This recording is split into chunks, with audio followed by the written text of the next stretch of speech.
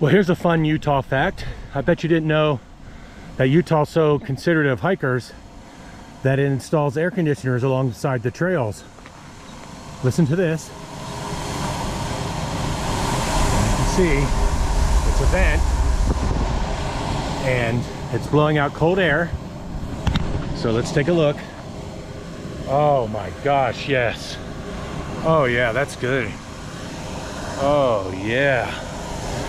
Yeah, that feels really good. You can see it's blowing the plant down there. Thank you, Utah Department of Natural Resources, for installing that air conditioner. Woo! And it was not just a one-off. There's another air conditioner. Oh yeah. Look at that, here we go.